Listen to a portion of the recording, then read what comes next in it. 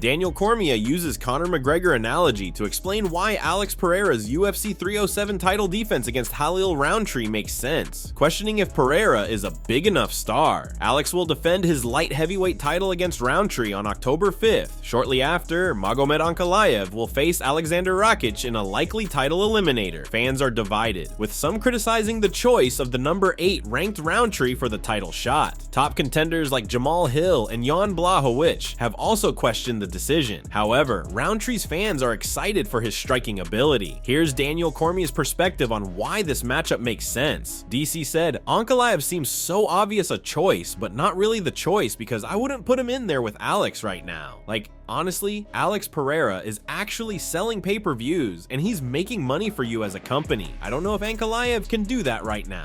By regularly competing in major events like UFC 300, UFC 303, and now UFC 307, Poten has rapidly gained millions of fans. However, according to DC, he hasn't reached the star power of Conor McGregor yet. If you beat Conor McGregor, you become a pay-per-view attraction. If you beat certain guys, you kind of take their shine and you become that attraction. I don't know if you beat Pereira, you become that attraction. I don't know. I think he is the attraction. I don't know. Just by beating him, if he's the big enough star yet to elevate the next guy to the point that they're selling a whole bunch of paper. DC thinks Pereira hasn't reached McGregor's level of popularity, where even losses generate new stars. Consequently, the UFC aims to give Poten favorable matchups and keep him in the spotlight, avoiding risks that might end the reign of its latest major star.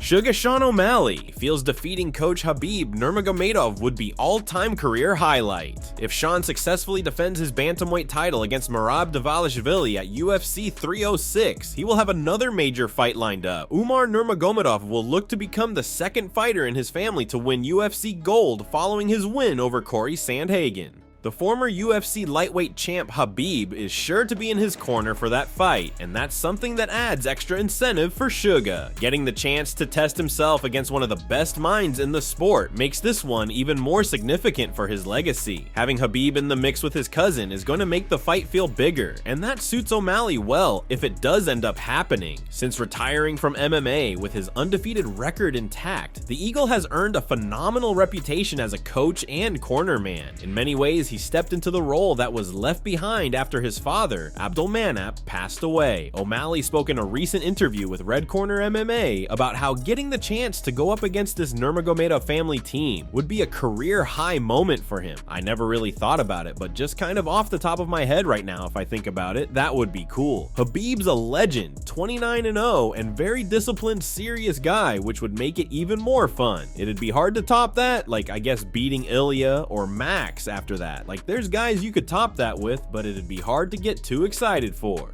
I don't know, I'm thinking out loud right now. It would be cool.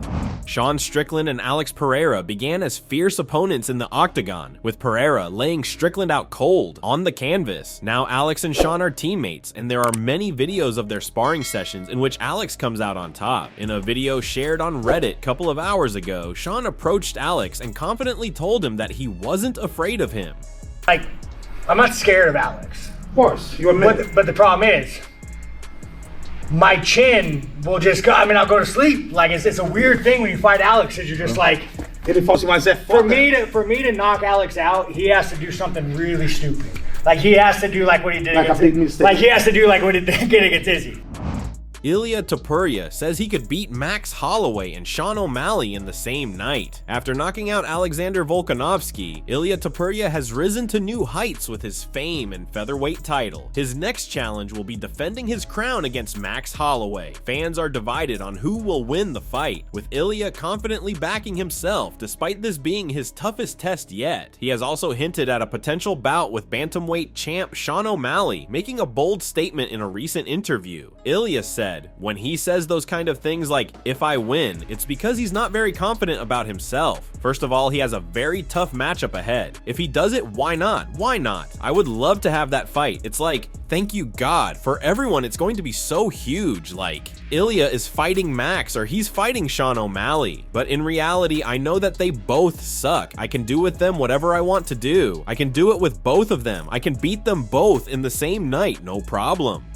Jan Blachowicz advises Israel Adesanya to avoid going up to light heavyweight after UFC 305 loss. Izzy faced a 4th-round submission loss to Duplessis earlier this month in Perth, marking his 2nd consecutive defeat. Although this setback raised questions about his future, Izzy has stated he has no intention of retiring, given that he has now lost to both the current middleweight champion and #1 contender. Many believe it might be time for the last stylebender to consider a return to light heavyweight. However, Blachowicz, who fought and defeated Israel Adesanya at light heavyweight, doesn't think a move to 205 pounds makes sense for the former middleweight king. I think he should stay at 185 and do something, but we'll see what's going to be his decision. I'm not in his head. I don't know what he's going to do right now. We'll see. Maybe he'll move to 205, but I don't think so. It's going to be much harder for him than at 185. Adesanya did fight Blachowicz at 205 pounds for the light heavyweight title in 2021, and it was Blachowicz who won by unanimous decision.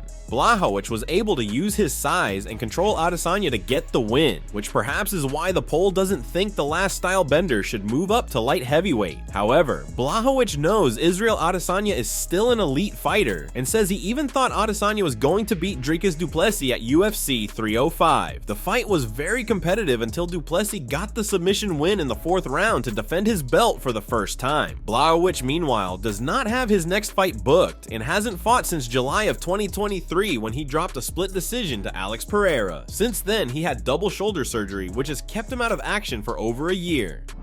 Tom Aspinall confirms direct talks with UFC over backup role for Jon Jones versus Stipe Miocic. Aspinall claimed the interim heavyweight title by knocking out Sergey Pavlovich in November, following a pectoral injury that prevented champion Jones from facing Stipe. The UFC has maintained its plan to reschedule the fight between 37-year-old Jones and 42-year-old Stipe, with a November date anticipated but not yet confirmed. Meanwhile, Aspinall has already defended his interim title, a rare occurrence in the UFC. Aspinall said on his YouTube channel, "After my last fight with Curtis Blades, there was some talk about me being the backup fight. The UFC spoke to me directly about that. I said I'm in. If somebody pulls out, I'm in.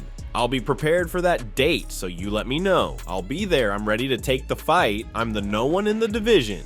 Not Jon Jones, not Stipe. There are a couple of older fellas having a fight, fighting for the title for some reason. I don't know why that reason is, but I am the guy at heavyweight, and I'm ready to prove that on an hour's notice if I need to. I'm hearing rumors that Stipe is potentially injured. These are things that I'm hearing from the inner circle. Stipe, he's 42 years old. The guy is going to be injury prone. Jon Jones, a million miles on the clock. He's going to be injury prone. Me, I'm ready to go. I'm not even in my prime yet. I'm hungry for it. I'm not sure these two guys are, but I am."